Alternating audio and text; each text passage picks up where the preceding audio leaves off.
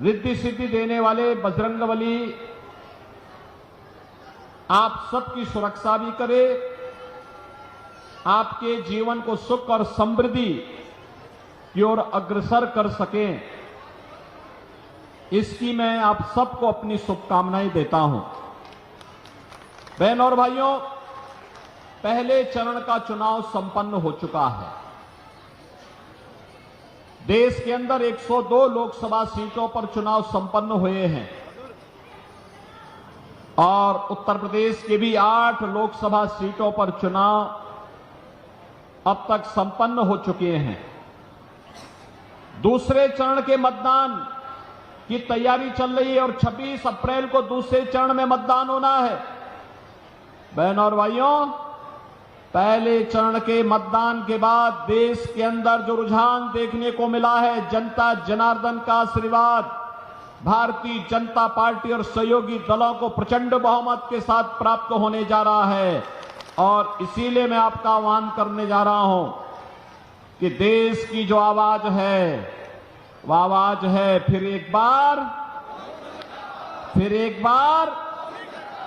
एक बार मोदी सरकार का, क्योंकि प्रधानमंत्री मोदी जी ने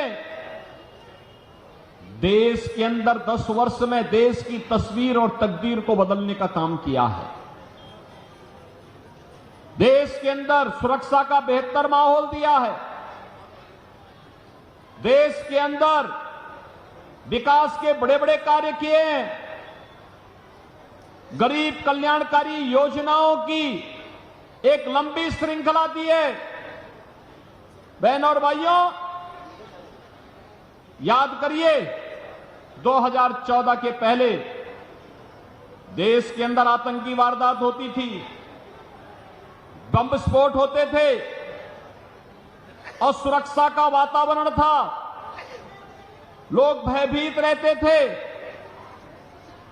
2014 के बाद आतंकवाद को नियंत्रित किया गया और 2019 आते आते मोदी जी ने ऐसा कार्य किया कि आतंकवाद की जो जड़ थी, कश्मीर की धारा 370, उसी को समाप्त करके उखाड़ फेंक दिया गया और आज भारत में आतंकवाद का नेस्तनाबूद कर दिया गया।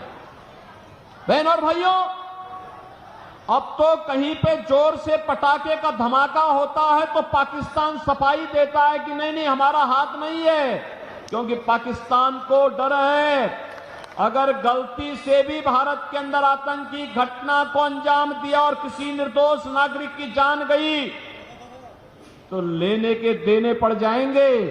बहनों और भाइयों, बिनु भय होई न प्रीति, यही है आज देश का दुश्मन भी भारत की ताकत का एहसास कर रहा है। ये किसके कारण? ये किसके कारण? मोदी जी के कारण, कांग्रेस के कारण नहीं। कांग्रेस के समय में तो आतंकी वारदात होती थी, एक कानों में तेल डाल करके चुपचाप सो जाते थे, आंखों में चश्मा लगा करके ये लोग चुपचाप अनदेखी कर देते थे। अरे आपके बाप दादों ने कमा करके संपत्ति रखी है, देखो ना इन बेशरमों की हालत। एक तरफ आपकी संपत्ति पर इनकी कुदृष्टि है और दूसरी तरफ माफिया और अपराधियों को अपने गले का हार बना करके कैसे उनके नाम पर फतिया पड़ रहे हैं, आपने देखा होगा इनके हाल को। देखा है ना, देखा है ना। और मैं यहां की जनता को तो धन्यवाद दूंगा। मैं 2017 में जब आया था यहां, इसी महेंद्र खड़गवंशी के प्रचार में मैं आया था, यहीं पे सभा हुई थी 2017 में भी और 2022 में भी। और बहनों और भाइयों, तब 2017 में मैंने कहा था, कबीरदास जी ने एक बार कहा था कि अपने पुत्र के बारे में उन्होंने कहा था कि उससे छुटकारा पाना चाहते थे। उन्होंने कहा कैसा पूत कमाल। और आपने भी कबीरदास जी के वचनों को अंगीकार करते हुए महेंद्र खड़गवंशी को यहां से विधायक बना करके भेजा, बना के भेजा ना 17 में, 22 में भी आया ना। और देखो उन्होंने यहां पर विकास के कार्यक्रमों को आगे बढ़ाया।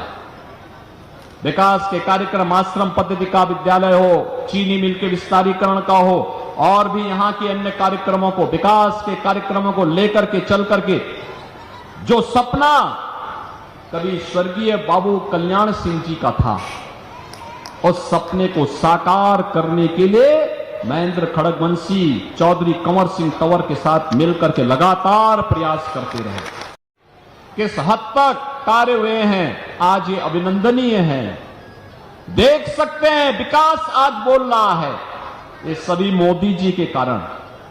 और गरीब कल्याणकारी योजनाओं की बात को क्या करना। कांग्रेस ने 1970 में नारा दिया था गरीबी हटाओ का, गरीबी हटाओ।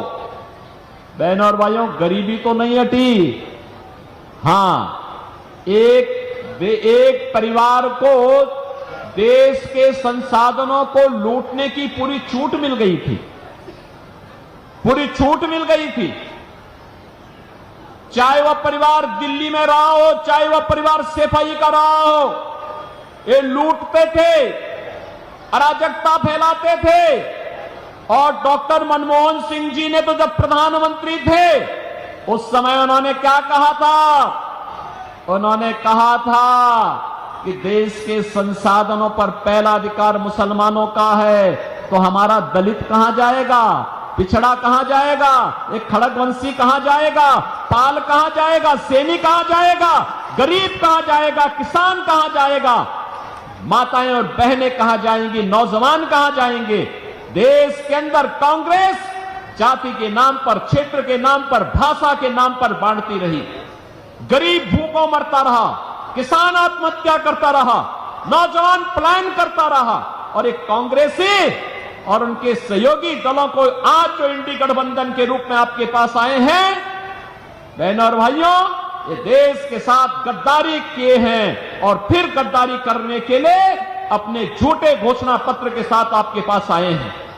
आज कांग्रेस का जो घोषणा पत्र है उसको आप देखेंगे, क्या कहते हैं, कहते हैं देश हमारी अगर सरकार बनी तो हम सरिया कानून लागू कर देंगे। आप बताओ, ये देश बाबा साहब भीमराव अंबेडकर के द्वारा बनाए गए संविधान से चलेगा या किसी शरीयत से चलेगा? भारत संविधान से चलेगा, बाबा साहब भीमराव अंबेडकर के द्वारा बनाए गए संविधान से भारत चलेगा, न कि किसी शरीय कानून से। कांग्रेस के लोग अपने घोषणा पत्र में इस बात की चर्चा करते हैं कि हम व्यक्तिगत कानून को लागू करेंगे, यानी शरिया कानून लागू करेंगे, क्योंकि मोदी जी ने 3 तलाक की प्रथा को लागू रोक दिया, पूरी तरह रोक लगा दी, उस पर लगाम लगा दी। और उसको कहते हैं कि हम फिर से व्यक्तिगत कानून पुनर्बहाल करेंगे। ये लोग शरिया कानून लागू करेंगे और कहते हैं कि हम लोग जनता की प्रॉपर्टी को हत्या करके, ले करके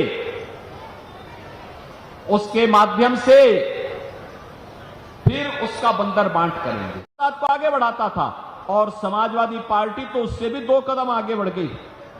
इतनी बेशर्मी की इन्होंने, इतनी बेशर्मी की कि जिन लोगों ने अयोध्या में राम जन्मभूमि पर हमला किया था, जिन लोगों ने काशी में संकट मोचन मंदिर पर हमला किया था, उन आतंकवादियों के मुकदमों को समाजवादी पार्टी ने वापस लेने का दुस्साहस किया था। तो हम धन्यवाद देना चाहेंगे न्यायपालिका को कि इन्होंने समाजवादी पार्टी की इस मंशा को पूरा नहीं होने दिया। और उस समय कोर्ट ने तीखी टिप्पणी की थी समाजवादी पार्टी पर, समाजवादी पार्टी की सरकार पर। कहा था आज आतंकवादियों के मुकदमे वापस ले रहे हो और कल बड़ी बेशर्मी के साथ इन्हें पद्म पुरस्कार से नवाज करके देश की जनता की सुरक्षा के साथ खिलवाड़ करोगे, ये नहीं होने देगी न्यायपालिका। बहनों और भाइयों,